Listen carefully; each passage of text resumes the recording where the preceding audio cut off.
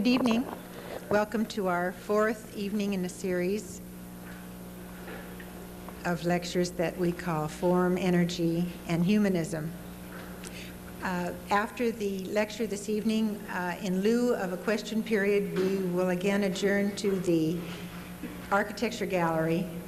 For those of you who haven't seen the exhibit that accompanies this lecture series, we invite you to come over to continue the dialogue and to join us in a glass of wine. It's especially pleasurable for me to introduce our speaker this evening. Robert Marquis was a part of the first Design Forum lecture series that I put together in 1973 that launched our public lectures here at SCI-Arc. So it's appropriate that he be returning in this, our 10th anniversary of that program. He was born in Germany, but came to Los Angeles as a young boy, was educated here, went to school at USC, and also the Accademia delle Belle Arti in Florence. Returned to San Francisco and started his practice in 1953. That practice has produced a body of work that has been published, awarded with design awards, and recognized through the years. He has lectured widely in recent years. In 1980, he was appointed Thomas Jefferson Professor at the University of Virginia, and has also been writing and has been published in several of the journals recently. I think he has a lot to offer us this evening as he will show us the work and talk about the area of interest in architecture that is important to him. It is with a great deal of pleasure that I introduce to you Robert Marquis.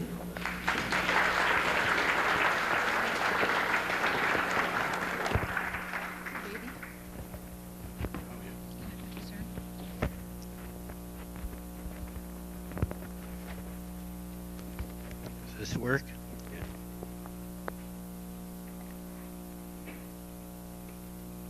Thank you, Shelly.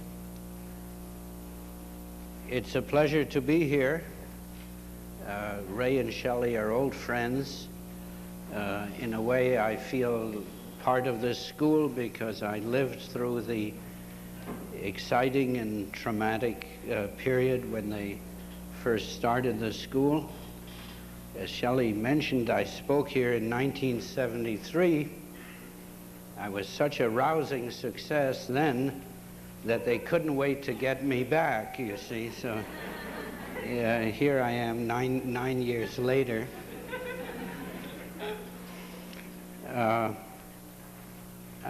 glad to see so many students here. To make sure there would be some students, I came in a little early to work on my talk in the back room, and I went around the corner. I asked, where do you get a coffee? I've never heard of a school where you couldn't get a cup of coffee, but I said, where do you get some coffee? And they sent me around the corner to Ray's Cafe. I always wondered, ever since Ray started the school, I wondered how he made a living. Now I know he has a Ray's Cafe. And while there, I saw a number of students who were also after coffee, and I kept saying, I hear there's a good lecture tonight. So,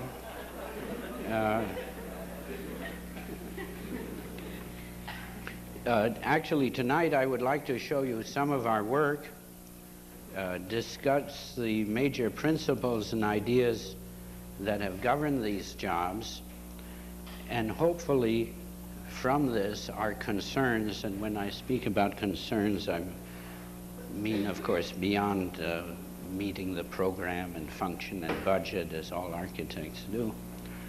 Our concerns, our philosophy, I hope will become clear. And I think we'll just start with the slides. first of all, I think I'm going to get comfortable. And if we could turn on the slides, then I will, oh, thanks, Shelly.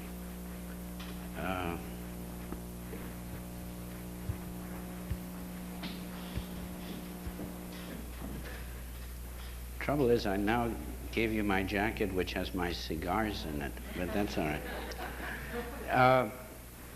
Our firm started in 1953 as Robert B. Marquis Associates. In 1956, it changed to Markey and Stoller from 1956 to 1974. Since 1974, it has been called Marquis Associates Architecture, Planning, and Interior Design. On the left-hand slide, you see our office, which consists of about 37 people.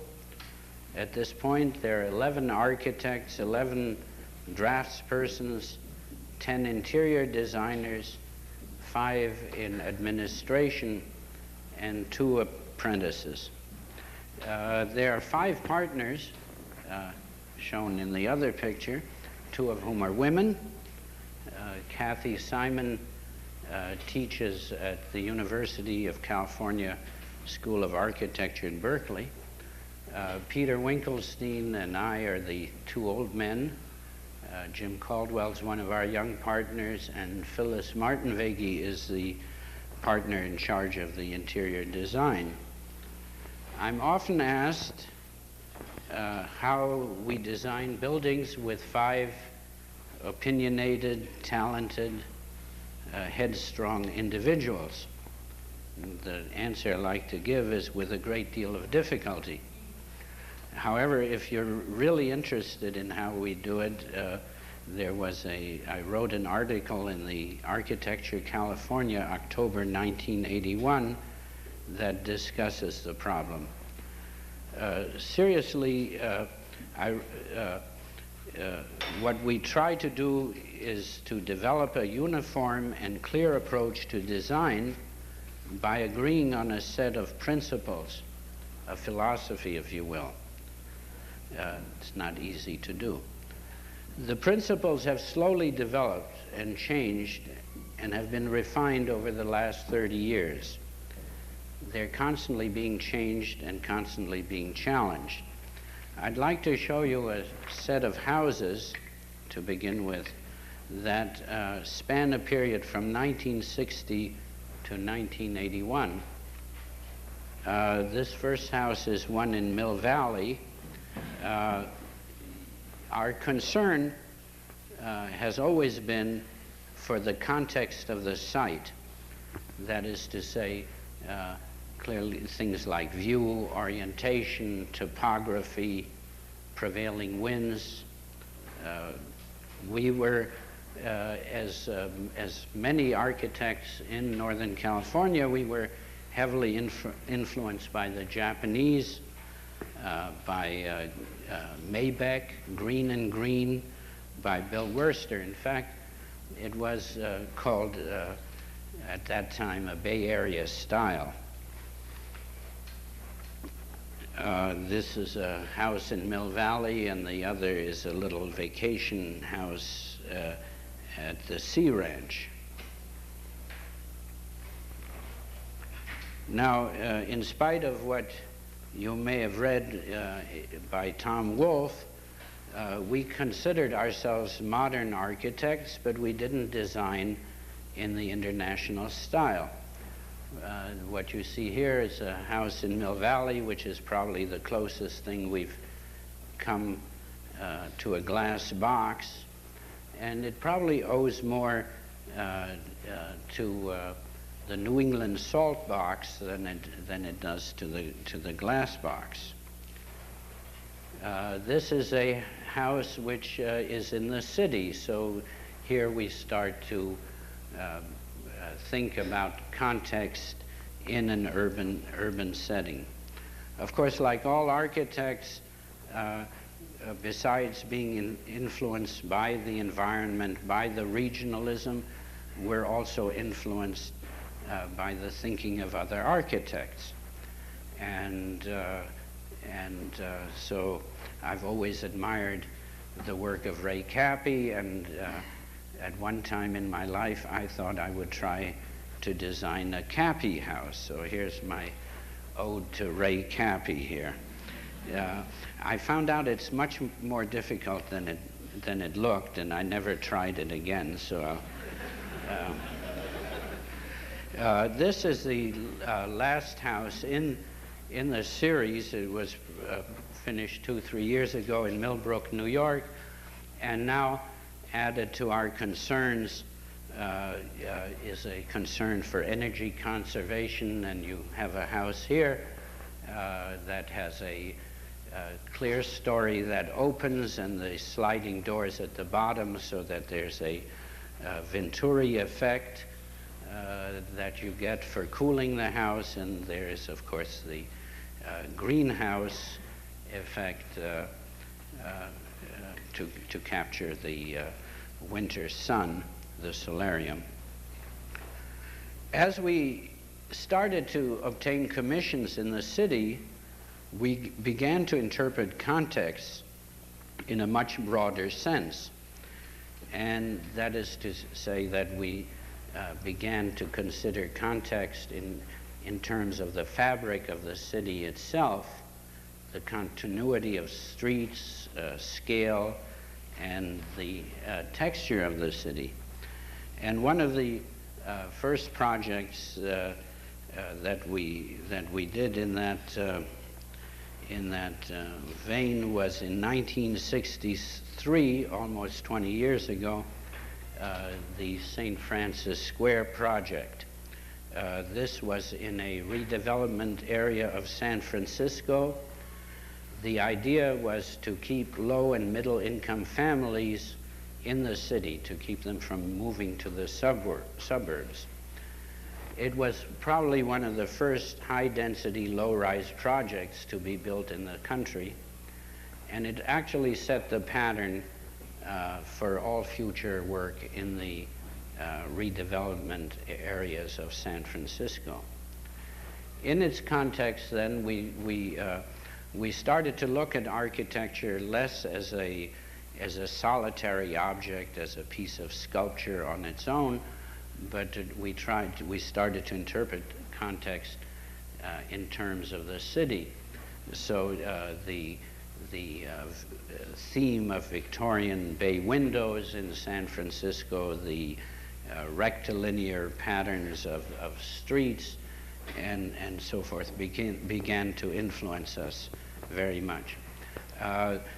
This project was HUD financed and had to be built with a very limited construction budget. It was a 3-block area with a school here in the 4th block, and we couldn't afford to do anything else except to park on the periphery of the project.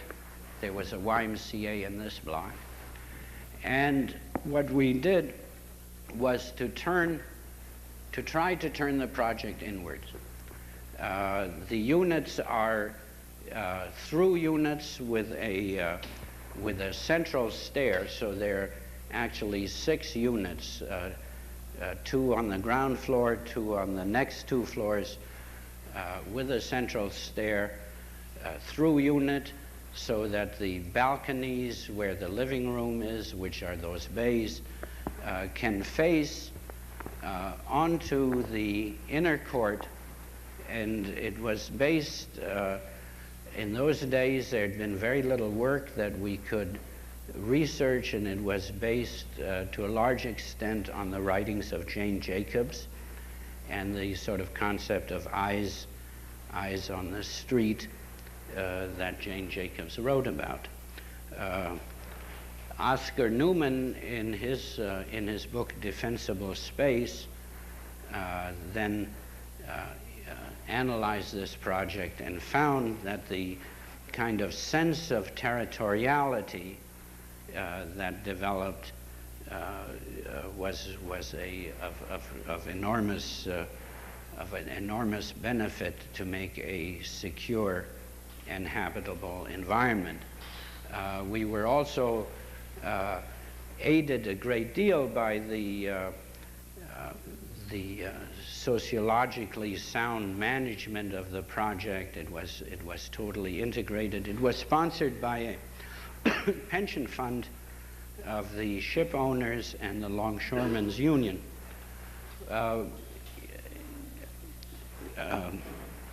Claire Cooper, a sociologist at the University of California, Berkeley, she actually moved in and lived in this project while she studied it.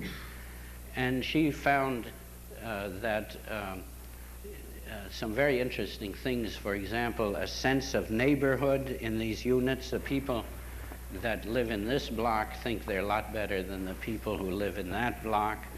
And she did interesting studies that showed how she did a comparison actually with a high-rise of the same density where people lived on a corridor.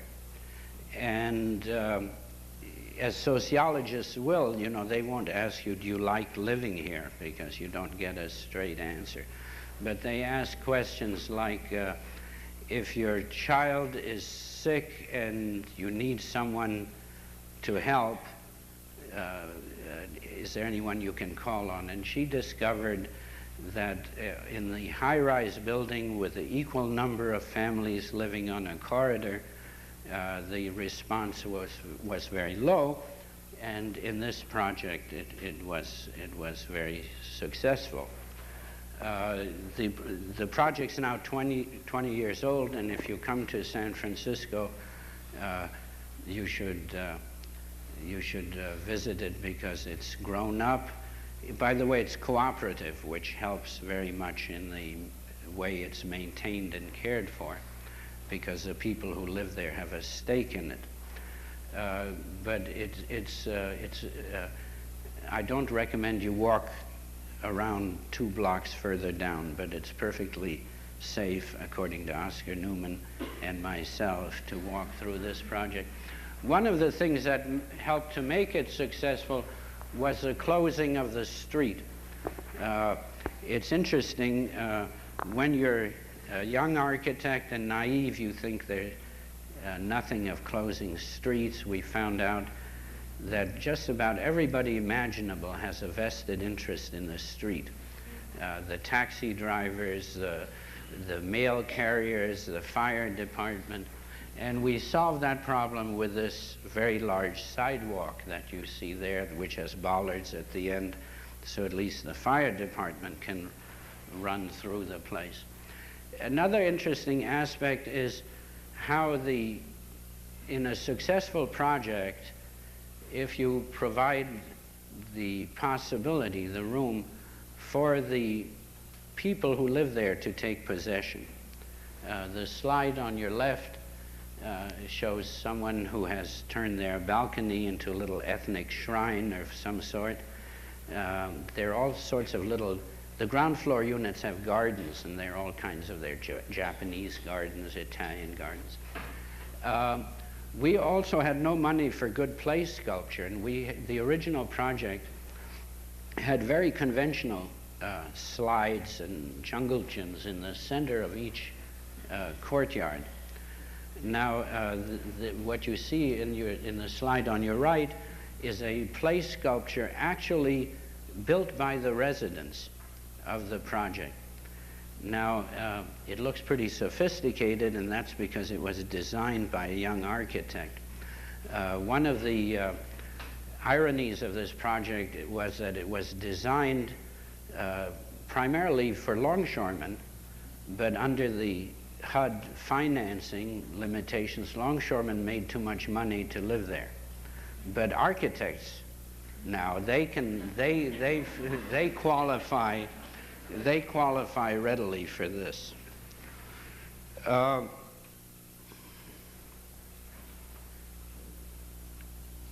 This project reinforced some ideas that we had been developing, which is that the total environment is more important than architectural gymnastics, the primacy of the user, what it's like to live in a place, and so forth.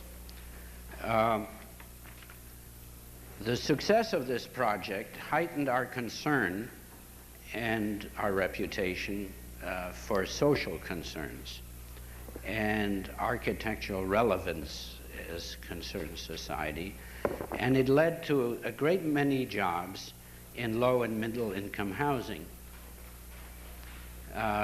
This is a project, housing for the elderly, that we did.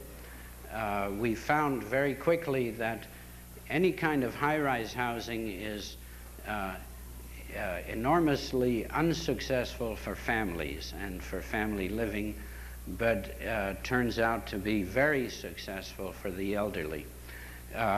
In the St. Francis Square project, we really had a very idealistic idea that we would combine elderly units in with the family units. We had some kind of romantic idea that the elderly would look after the other people's children while the parents were at work and so forth.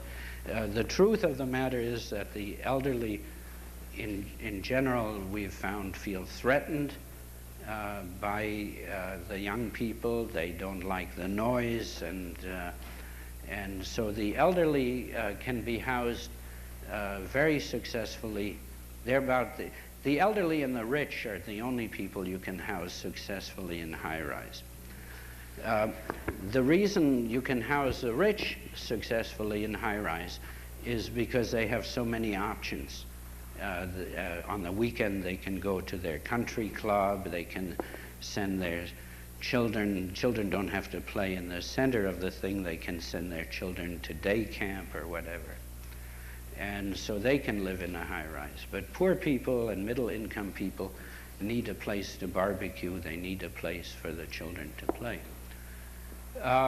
This project, again, was on a very low budget, so the concept was simply to do a double-loaded corridor with the concrete walls carrying straight down. Then we turned it in this direction so that we would not obstruct the view. San Franciscans are terribly sensitive about views for the houses behind, or obstruct them as little as possible. And this also gave us a chance to go to this kind of zigzag configuration so that each unit would have either a south east or a southwest orientation. And then, and this still didn't cost very much money, by cutting down the front units and stepping up, we could merge a little bit more sensitively into this neighborhood, which was essentially Victorian four-story buildings. Here you see the other side and the old codger with the sun coming in. FHA wouldn't allow us to have balconies. That's considered a frill. So we put in a sliding door and a rail for people not to fall out, and they really can keep their plants there. Another of this sort of project that we've been working on, actually since I have a date here somewhere, since 1977 to the present, is the rehabilitation of broken down, vandalized, and crime-ridden public housing. Here you see some before pictures, clearly labeled before, so you shouldn't be confused with the after pictures. Some of these units were 3 stories and with central corridors. We took off the top story on those, and essentially we tried to apply the lessons, excuse me, the lessons learned in St. Francis Square by trying to turn these into townhouses, by putting what seems like meaningless little fences in front, but which gives the project a kind of territoriality. Now this kind of architecture This will never be published in Architectural Digest or House Beautiful, but it performs an important social responsibility of the architect. We were careful to provide play spaces for toddlers and for teenagers, and by painting the units slightly different colors, we tried to give them a sense of identity, and by adding bay windows, we could give them a little more sense of space. We are currently working on a project called the Pink Palace, which is sort of the Pruitt-Igoe of San Francisco. This project was designed, has about 200 units, and was designed originally with a grand idea of public housing, which we now know this does not work for the poor. And it was a terribly crime-ridden project, as well as the area. Now, no one much cared, I'm sorry to say, when these people inflicted these terrible circumstances on themselves, on their own community. But San Francisco has been growing. This is quite near the Japan Center, if any of you know San Francisco. And the German tourists look at a map and they see, I'm at the Japan Center, and then they look up here, it's Golden Gate Park, and they start walking off with their cameras, and they've all gotten mugged. So the mayor suddenly got very excited. You see, now it's not poor people mugging each other, now it's the German tourists getting mugged, and that's very bad for San Francisco. So she has decided to change this project. Well, it's like Pruitt-Igoe, it probably should have been blown up, but she decided to change this project into a housing for the elderly, and for which we think we can transform it considerably. I especially put these slides in today at the last minute because our color consultant, Deborah Sussman, is sitting in the second row, and if I gave a lecture and didn't show this project, she'd think that I was remiss. So, and we're still working on the transformation of that. Our involvement in socially relevant projects brought us to think in a new and more important way about the user. This all really began to come together for us in 1974 with the Commodore School. What happened is in 1970 there was a law passed called the Field Act. Now the Field Act, for those of you who don't know, had the somewhat reasonable proposition that any school in California should stand up during an earthquake. Okay? So then that was very good for architects and engineers because none of the schools, at least in Northern California, I don't know how it's down here, but none of the schools in Northern California could stand up during an earthquake. So they ran out and they hired a bunch of engineers, and the engineer came and looked at this school, and he said that it would cost $1 million to reinforce it. Now the school had some very nice features. It had this lovely sort of Spanish auditorium. It had some very nice details, as you see in the gate here. It was in a neighborhood. This is a Spanish-style church that's immediately adjacent. From the front, it fit very nicely into the neighborhood. However, the school itself, if you went around past the facade, was really very grim. It was prison-like, it was inflexible, and completely difficult, if not impossible, to use, especially for a kindergarten through third grade school that they were going to turn it into. So here now we have a new phenomena occurring, which is the consumerism begins to loom its head, and the parents in the community start to resist the idea of reinforcing this terrible school. So the school board didn't know what to do, and they heard that we and Larry Halpern and a man named Jim Burns were fooling around with some interesting techniques of user involvement. So they didn't hire us out of any idealism, but they hired us out of a sort of political desperation. And I think are we getting a little out of focus on this right-hand slide? There's no one to, my wife says I'm like Jerry Ford. I can't talk and focus at the same time. But good, thank you. What we did is what we try to do in these processes, and we've done it now for a number of school and community projects. We try to identify who is a real user, who is a real client. The old concept was that whoever pays your bill is a client. In the age of, in a consumer society, that no longer works. In other words, a real client, the school board, they got the money, they hired the architect. This is the old way, they tell the architect what they want.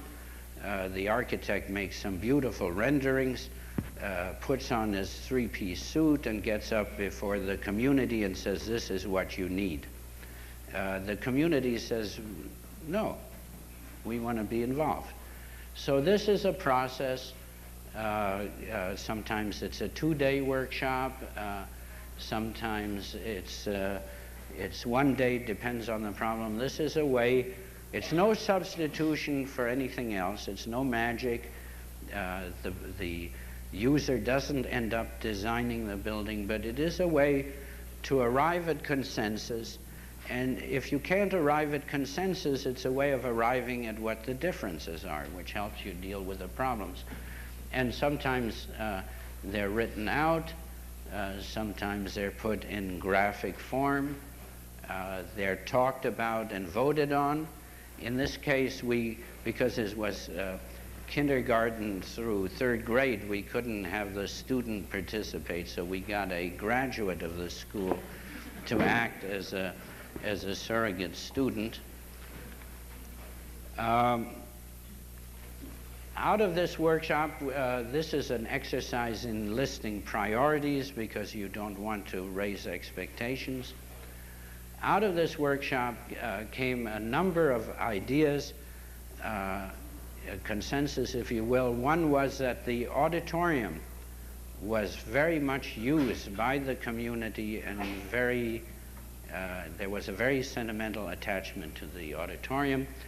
The other was a desire for flexible classroom spaces, which we provided, by the way, and no one has moved a petition since we provided it, but we provided it, and a multimedia center, which we used to call the library, in the middle as a kind of focal center to the school.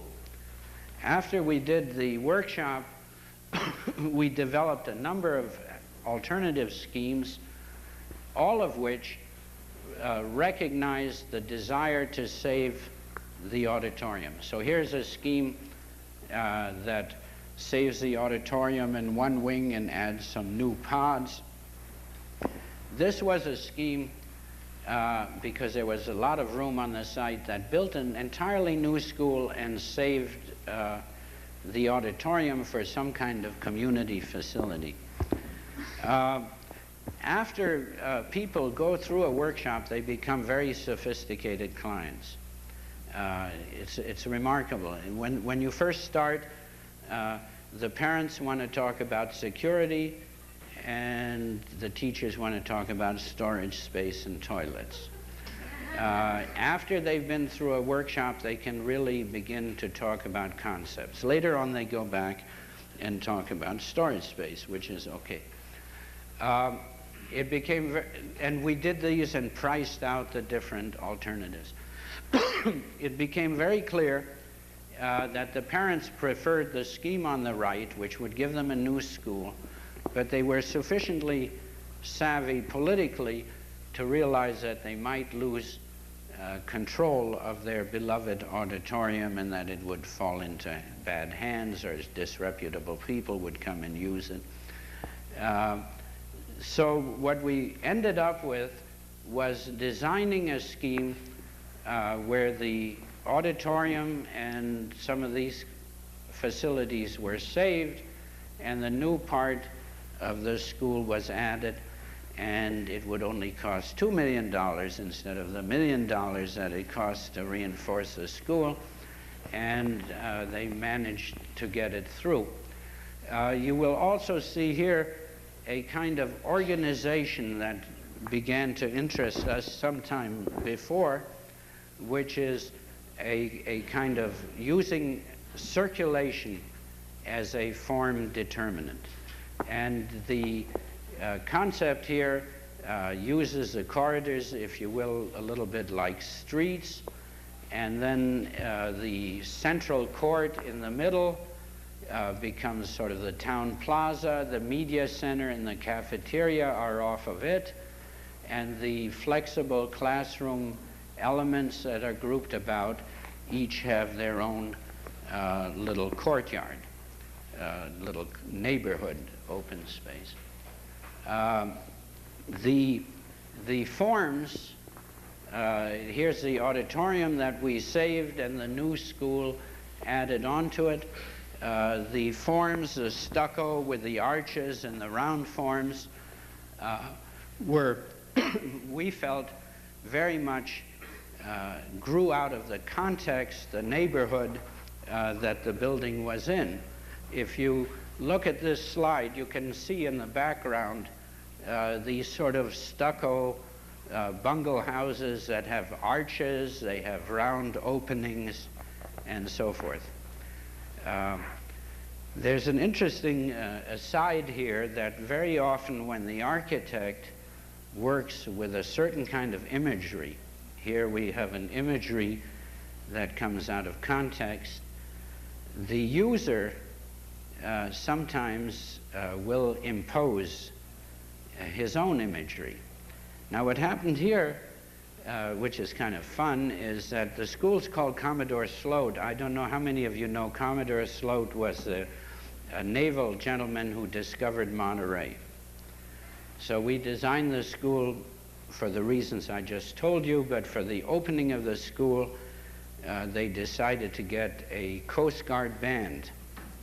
And that turned somebody on, and they donated an anchor to put in the front yard, and someone else donated a mast for a flagpole. And I was just fascinated to read about this school not too long ago, about how the architect had in mind for his imagery Commodore Sloat and ships, and that's why there are round openings and anchors and flagpoles. Here's the auditorium restored and repainted. Ironically, the auditorium, it turned out, was riddled with termites and dry rot, and it was very expensive to keep it afloat, whereas the rest of the school they practically had to dynamite to get out of there. Here's some rather poor slides, I'm sorry, of the central courtyard. Larry Halpern was a landscape architect on this. It's also designed to serve as an amphitheater. And the media center, we snuck in some stained glass windows there, and that's the media center at the back. And we tried wherever possible to pick up some of the old tiles and emblems that were on the original school. By the 70s, our concern with context and our involvement with the user and the user's need for meaningful enrichment, perhaps even ornamentation. You see, I still have trouble with the word ornamentation. I mispronounce it as orientation, but I mean ornamentation. Brought us to a beginning of an understanding, perhaps, of historicism. And that came more into focus with a job we got, which is to redo the St. Francis Yacht Club in San Francisco. The St. Francis Yacht Club was designed by Willis Polk in 1928. And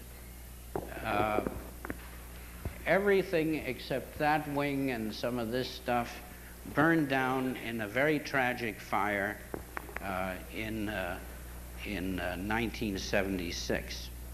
And we were asked to rebuild the yacht club. It's located in what's got to be one of the most magnificent sites in the world, on the edge of the bay with a marvelous view. We wanted to respect the original Willis Polk building. It sits in the Marina neighborhood, which has a lot of stucco houses. The members were very sentimental about it. Willis Polk was a great architect in Northern California, and also this wing over here didn't burn down and had stucco and tile. So we decided to rebuild the building on the outside in the footprint of the original Willis Polk building, and using the same stucco and tile material that was used originally, although we did change the fenestration. On the inside, which we completely redid, we felt it was perfectly all right to pick up on these arches and to reinforce them by repeating the arches inside, thus satisfying a kind of nostalgia of the membership.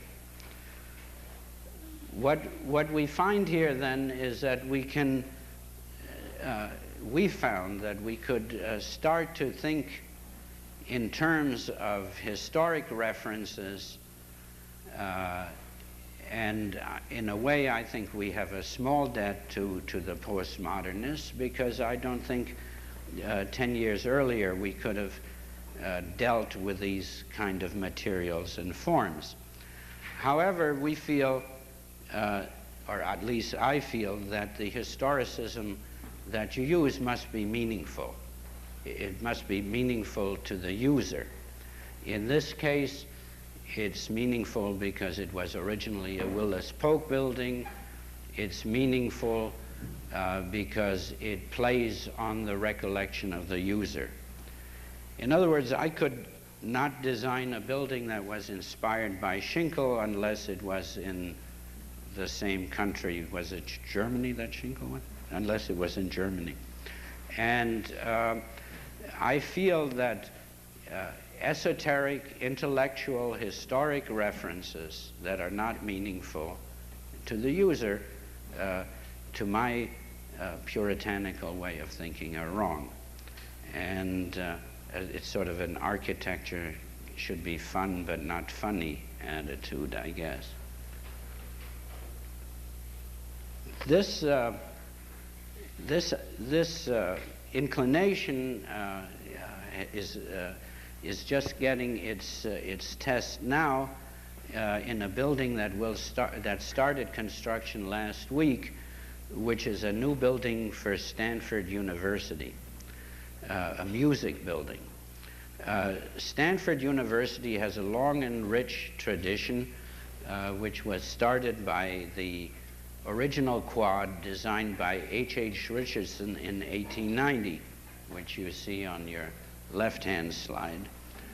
On the right-hand slide is the old library of Blackwell and Braun, which was built in 1919. So Stanford has a kind of historic context. It has kind of tradition of the Romanesque, of the heavy masonry, and of the tile. One of the first jobs we had at Stanford was to rehabilitate and do the interior design for the old library that you see on the right. And here are some photos of that changed over into a rare books library. Then, after we did that successfully, they gave us a site for the music building. Now, there couldn't be a worse site for the music building in the whole world, but it had to be here because there is an existing auditorium that it has to tie in with that they use for concerts. And I don't know how many of you are familiar with Stanford, but this is the edge of the Central Plaza where the post office and the student union and all this sort of thing are. The space leaks out all over. You would, if that truck weren't there, you'd see it even better, how it's a space without any kind of definition. On the other side of that space is this road that leads to the student housing. So the site is really on the edge of the academic area between and with the student housing beyond. So we analyzed the site for the usual things, the sun, the wind, and so forth. And where you see those stars, those are the three centers of the highest decibel noise you can imagine on campus. This one's for political rallies, and the other two are for rock concerts. So it's a very difficult place to put a music building. Well, but that didn't faze us. I mean, that's nothing. So we started to design it a little more, and then we found that all the campus utilities run through there. That's all those lines you see there are the campus utilities. Then, because it is on the edge of the residential and the academic, what you see here is the student. When the utilities don't run through, the students do. There's a germ. I see my brother, Professor Marquis, laughing because there's a germ of a good joke here to do with campus utilities and students, but I won't. I don't have my wits about me to do that. But anyway, here come all the students, and this diagram illustrates what I've already talked about, the leaking of the space. We tried a number of things of putting the building over here, and in fact this house was in the way and it burned down, and I was accused of torching the house. That is not true. And we finally bit the bullet and we said, we'll just put the building where it really wants to be, diagonally across the site, and then it can connect to the auditorium. It will serve to give an ending to this plaza, which was leaking out, and will let the students and the utilities run right through the building. So that's what we did. We placed the building across, and then we provided an opening underneath the building to go through. Now, to design this then, just briefly, the building has a library, it has rehearsal rooms, teaching studios and faculty offices, and more library upstairs. Again, the circulation begins to play a large role and is around the outside, thereby giving us extra sound buffer from those rock concerts and political rallies. And then we have skylights and shafts that let light into the inner rooms. we also started to work with this kind of Stanford vocabulary. This on your right happens to be a capital on the old library, which we've reinterpreted in the columns that we use on the building itself. The south side has sunshades. By the way, I know this series of lectures is on energy, and I'm going to get there in just a minute for those of you who are impatient. We're starting to. The south side has sun louvers, and the arch, this sort of triumphal arch, we hope will make a real kind of gateway to the campus if you're coming from the academic area, from the residential area, or a gateway out of the campus when you're coming from the academic side. And we hope we'll have, in a modern contemporary fashion, a kind of recall to the Richardsonian experience.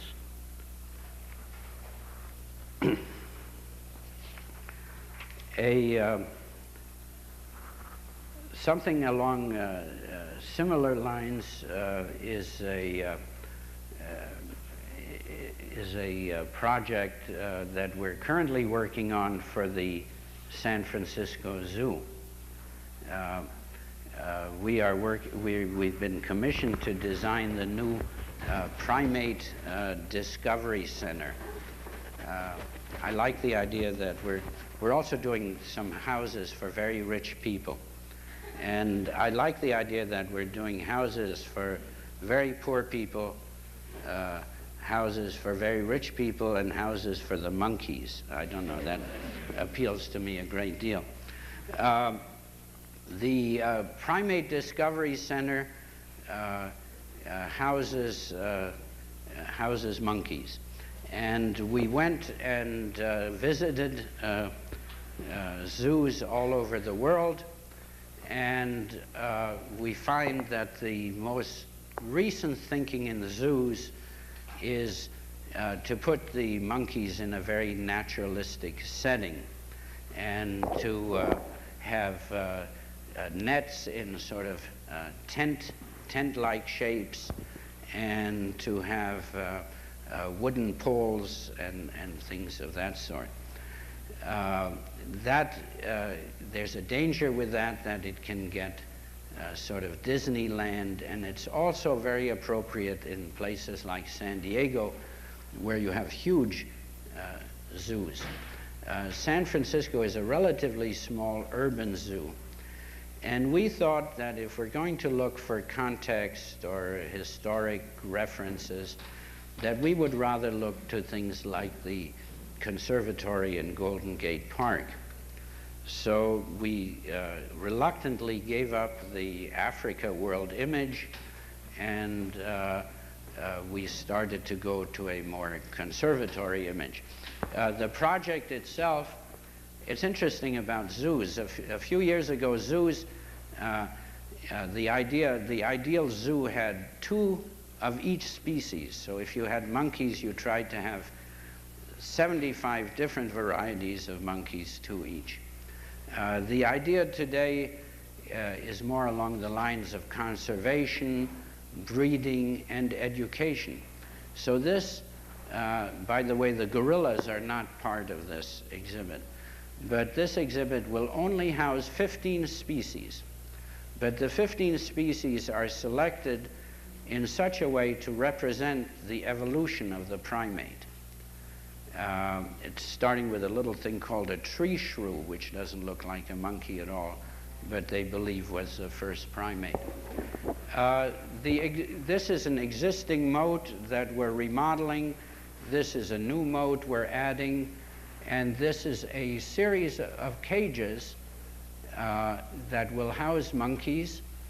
And in the middle here is a exhibit pavilion, and it all is under this one large conservatory shape. And the exhibit pavilion will have in it material which will explain to the visitor the evolution of the primate. The other thing that we have is you can enter this at the lower level and look at animals, or you can go up these stairs or a ramp on the other side and look down into the moats or look at the cages, into the cages from a higher level. You can see some of that here. There are also places where there are amphitheaters where children classes can sit and a docent can lecture. Here they're looking at this level as well as up here at the higher level. Most of the monkeys defoliate the trees, and we're very fortunate with this site to have a large grove of trees behind the cages. So when you look in a cage at a monkey, you will always see a tree behind.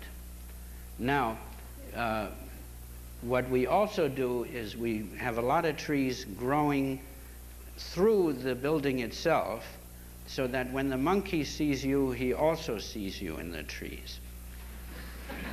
Now, I assume you get it, but if you don't get it, you can come down here into this exhibit center and play with all these marvelous toys that a very talented designer named Bruce Burdick, he's an exhibit designer, a competitor of Deborah's, is working on that will explain to you what you've just experienced.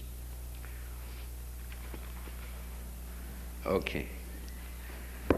This is the Novato Library, which we designed in 1971, which was our first sort of futile attempt at recognizing energy as an element, conserving energy as an element in architectural design.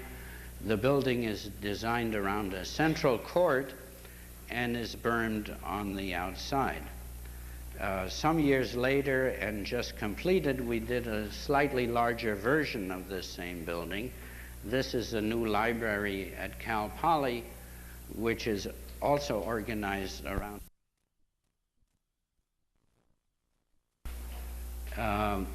you can see some of that here.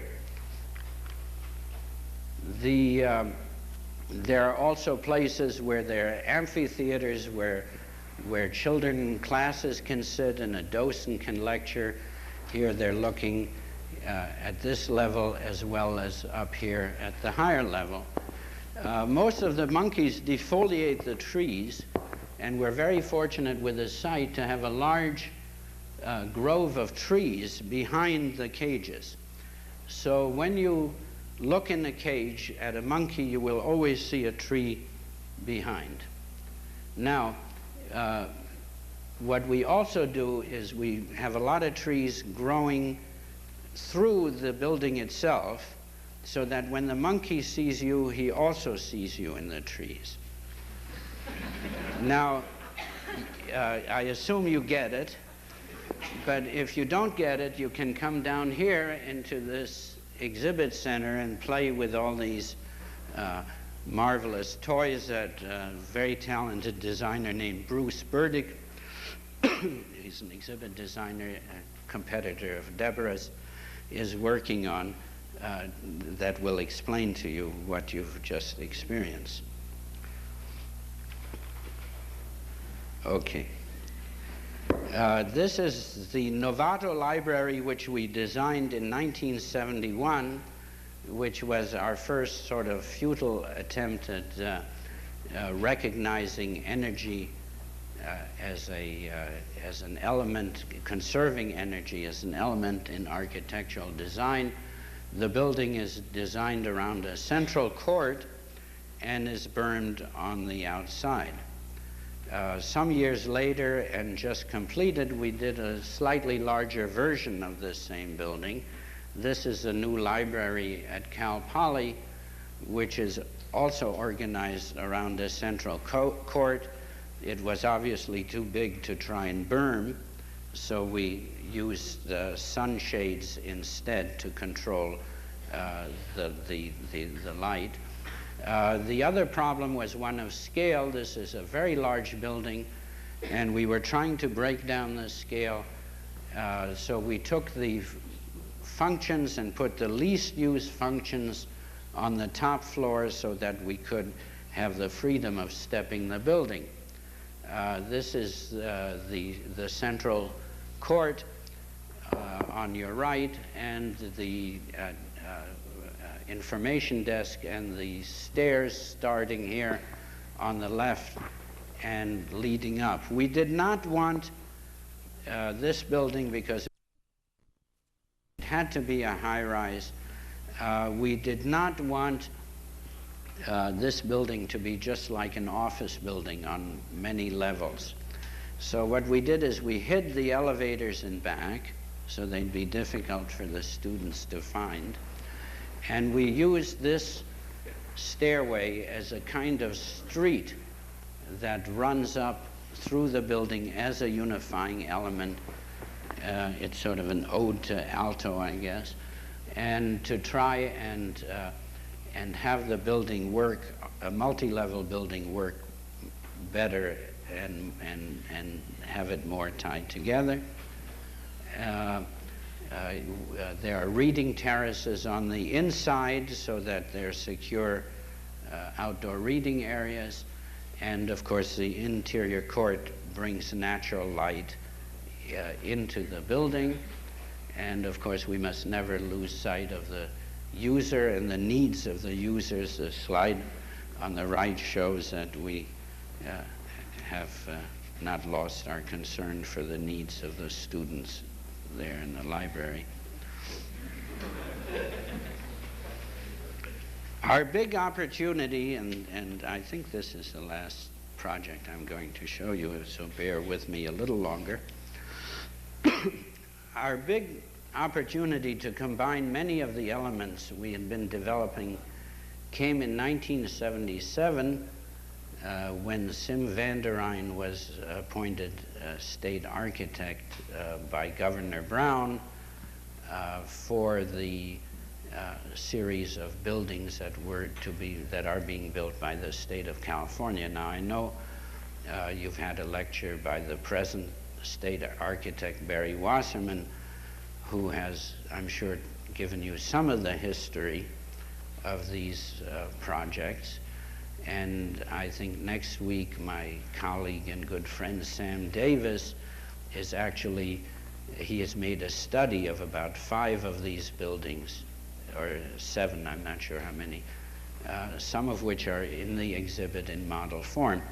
So I won't belabor this too long, but I thought you ought to have the Marquis version of the history before these guys tell you these facts in their straight fashion. What actually happened is, well, first we had this governor named Reagan, you see, and he's president now. And he had this terrific idea that he was going to cut the budget. Actually, he still has the same idea. And one of the stratagems that he developed for cutting the budget is he said, the state will stop building its own buildings, and we will go to the wonderful private sector to rent space. And that did, in fact, cut the budget. By the time Governor Brown came along, however, the state bureaucracy had grown to the point, and inflation had escalated to the point where the entire situation became intolerable. I mean, it was, the state was paying out just an absolutely enormous amount of money for space, and it would have been much better to build their own buildings. So Governor Brown decided that he would start to build buildings for the state, and he went to this Zen retreat, and he was sitting. Now, I'm sure you'll be told next week a different story, but I happen to know this story. He was sitting on a kind of biodegradable toilet very energy efficient and ecologically sound. And in the Zen retreat, they don't have partitions between them. And this young architect named Sim van der Rijn was sitting on the next one. And they started to discuss the whole situation, and the governor said to Sim that we got to build all these buildings. What am I going to do? And Sim said, well, not only do you have to build these buildings, but they have to be energy efficient, and you have to respect user needs and make them humanist buildings. So the governor thought that was a terrific idea, and we did too. And he retained Sim van der Rijn to become the state architect. And of course, the first thing Sim did was he decided to design the first building himself, together with Barry Wasserman. And then all the architects got up in arms, so then he gave out a few jobs, and we were very fortunate to get one of these. And the one you see here is the one we're doing. It's in Sacramento. It is 380,000 square feet. It has 2,000 employees, and it's on a 24-acre site, and it's out on a suburban, in a suburban area out near the fairgrounds. It's a multi-use building. Its primary function is the processing of criminal records. It has offices, it has crime labs, it has computer facilities, enormous amount of file storage, classrooms, cafeteria, print shop, storage, etc. Because of and it has a terrible security problem. They think they're the CIA or something, and nothing can open to the outside. The whole thing has to turn inward. So we decided to develop a two-story horizontal scheme which would fit very well into the context of the neighborhood. And such a large complex building, we decided again to use the streets, the circulation, as an organizing element, in effect to try and design it like a small town. So you have guest parking in front, you saw in the previous slide, and they enter here through a security check, and there's employee parking in back, and they enter through a security check, and you have your main street.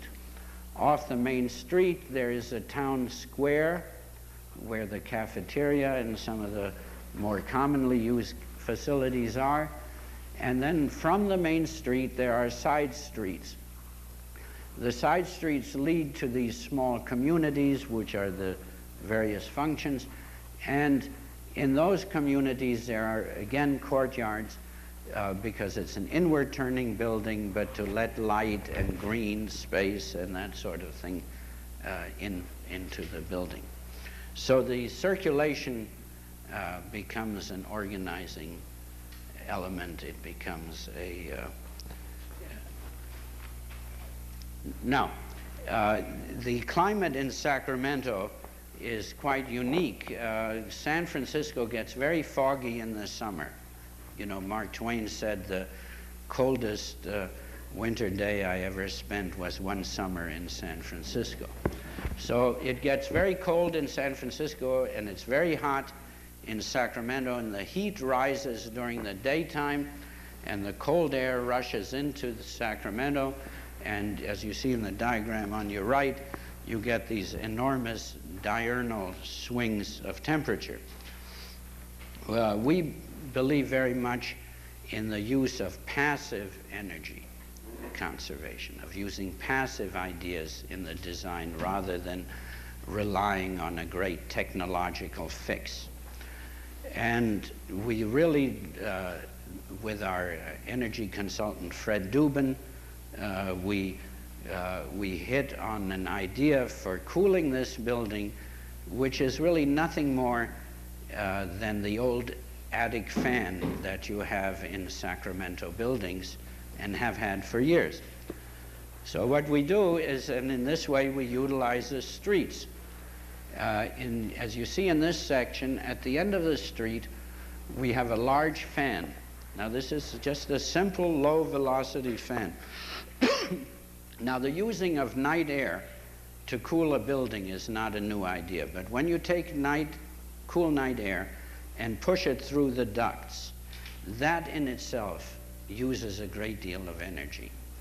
But by using low velocity fans, we believe that we will draw this cool night air through into the corridors. The night air the building is concrete, which is a highly thermally efficient mass. It'll cool the concrete, and the concrete will store the coolness in the daytime. The streets can also be used in the fans to draw off warm air in the daytime, and it and the courts really become sort of a temperature moderating zone between the outside and the office spaces. The streets also let in light so that we get a lot of natural light coming in the streets. We've kept the buildings 72 feet wide, so you can get a reasonable penetration from two sides of the natural light. Sorry. We use ambient and task lighting, which is, again, fancy words for desk lamp, but a great energy-saving device. The lowest diagram shows all the hardware, which we have also.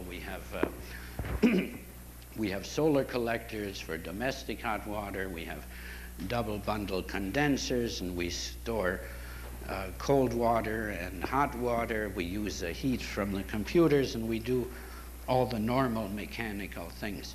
But what makes this building unique is not using these mechanical methods, but it's by interpreting the kind of regional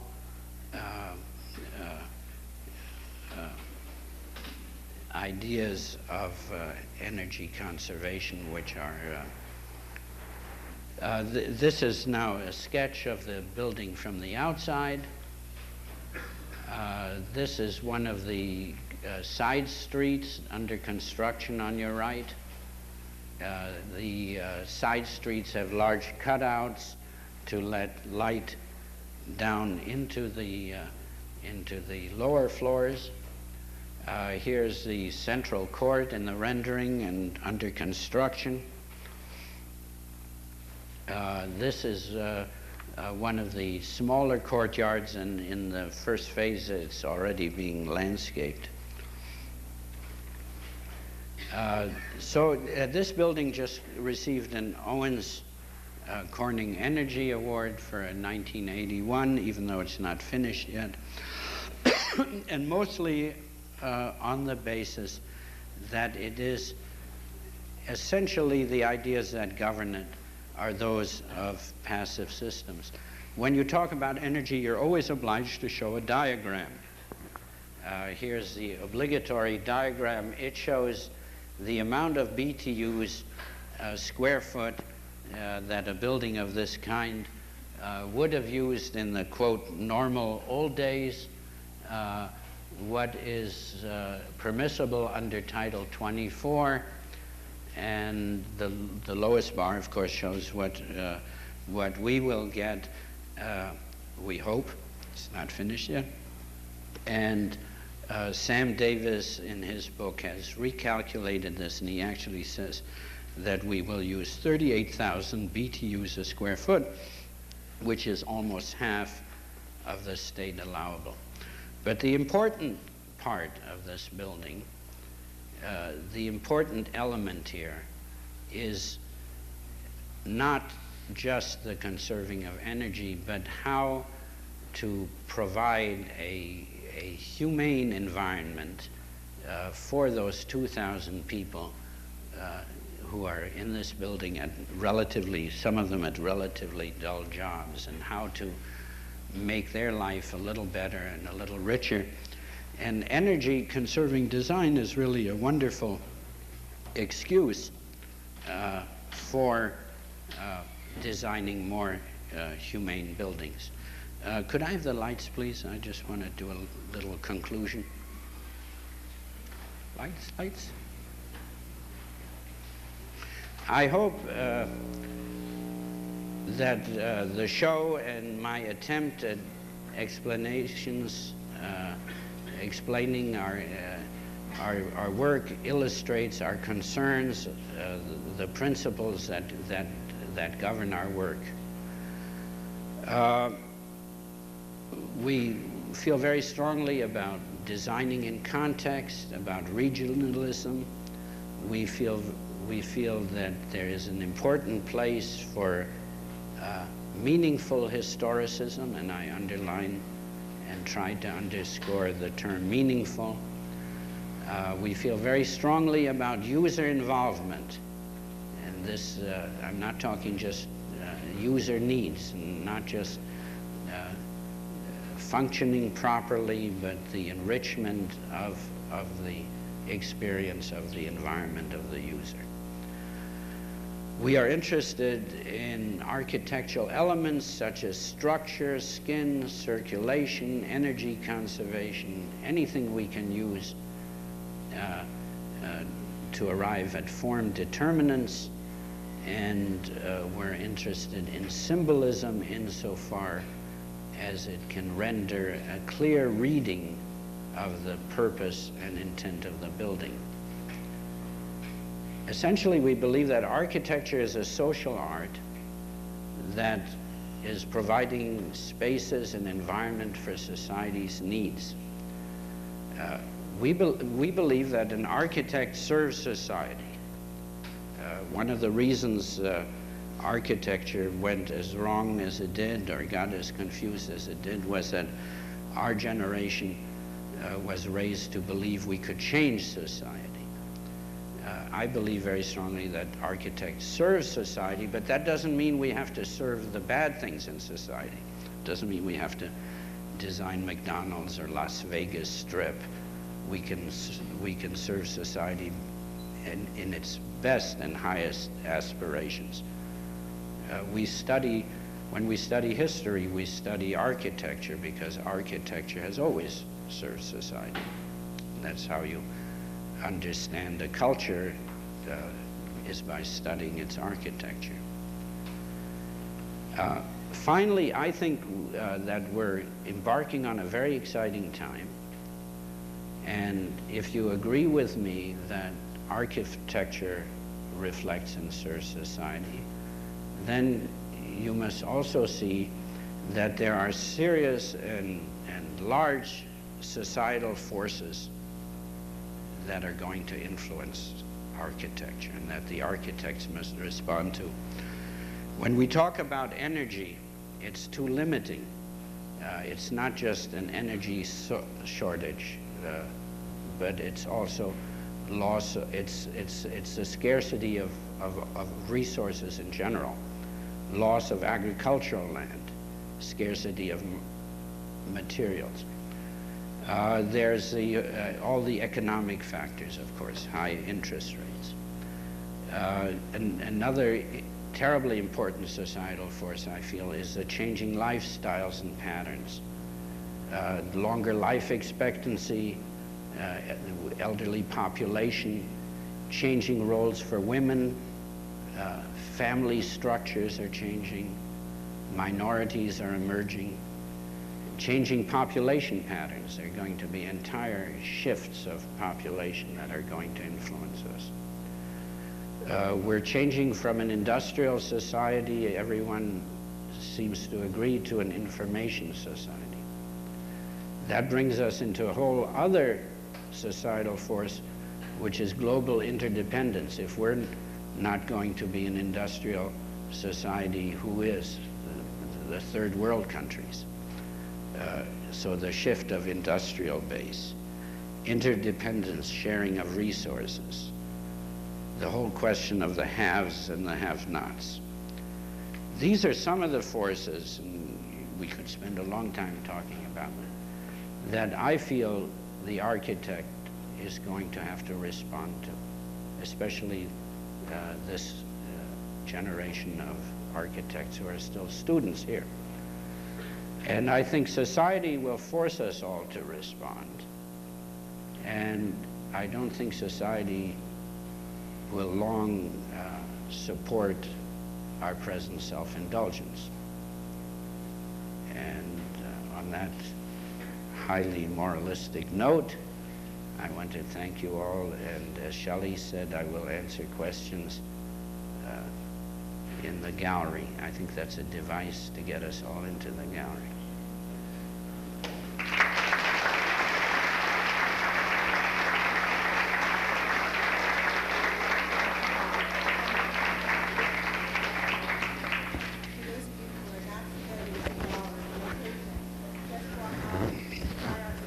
And towards Olympic down the drive, and turn to your right. Please join us. Hey, Rabino, come sta? How nice of you to come.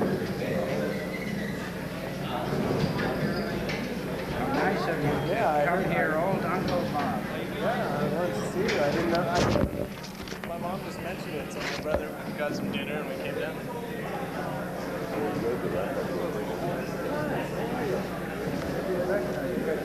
Not too much postmodern.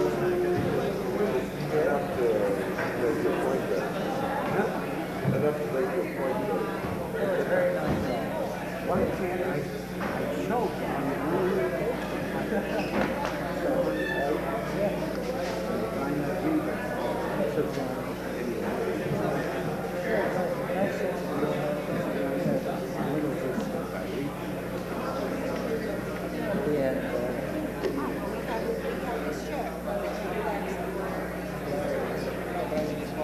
Well, it's, you know, I've been going to a series of lectures.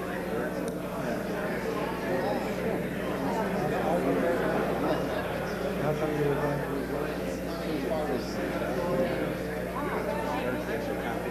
How are you? Thank you. Let me just put this. Thank you.